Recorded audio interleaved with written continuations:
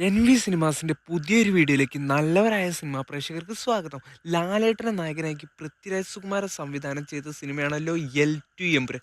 സിനിമയുടെ ആകെ 6 ദിവസത്തെ കേരള ഗ്രോസ് ആയിട്ട് സിനിമ ഏകദേശം 61 കോടിയോളം രൂപയാണ് നേടിയിരിക്കുന്നത്.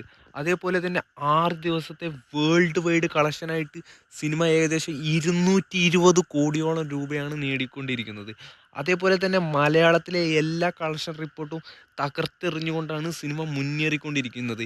ഇന്ന് ബുധനാഴ്ച ദിവസം 7-ാം ദിവസത്തെ കളക്ഷനായിട്ട് കേരള ട്രാക്കിംഗ് കളക്ഷനായിട്ട് ഏകദേശം 4,50,00,000 രൂപയാണ് സിനിമ 7-ാം ദിവസം ട്രാക്കിംഗ് കളക്ഷനായിട്ട് നേടിയിരിക്കുന്നത്. ഇന്ന് ഏകദേശം 6-7 കോടിയിലായിരിക്കും സിനിമയുടെ കേരള ഗ്രോസ്. അപ്പോൾ ഇന്നത്തേതും കൂടി കൂട്ടി ടോട്ടൽ കേരള ഗ്രോസ് ഏകദേശം 67 കോടിയോളം രൂപയായിരിക്കും. അതേപോലെ തന്നെ വേൾഡ് വൈഡ് ആയിട്ട് ഇന്ന് ഏകദേശം 10-11 കോടി റേഞ്ചിലായിരിക്കും സിനിമയ്ക്ക് കളക്ഷൻ വരിക. എൽ ടു എമ്പുരാൻ ഏറ്റവും കുറവ് കളക്ഷൻ കിട്ടുന്ന ഒരു ദിവസമായിട്ട് ഇന്ന് ഈ ബുധനാഴ്ച ദിവസം മാറിയിരിക്കുകയാണ്. വേൾഡ് വൈഡായിട്ട് സിനിമ ഏകദേശം 7 ദിവസം കൊണ്ട് 230ഓളം കോടിയാണ് നേടിയിരിക്കുന്നത്.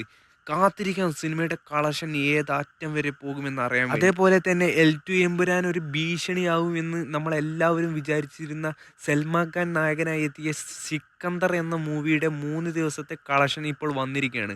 123ഓളം കോടിയാണ് സിനിമ 3 ദിവസം കൊണ്ട് നേടിയിരിക്കുന്നത്.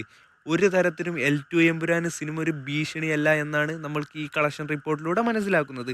കാത്തിരിക്കാം എൽ ടു എമ്പുരാൻ ഏതറ്റം വരെ പോകുമെന്ന് അറിയാൻ വേണ്ടി.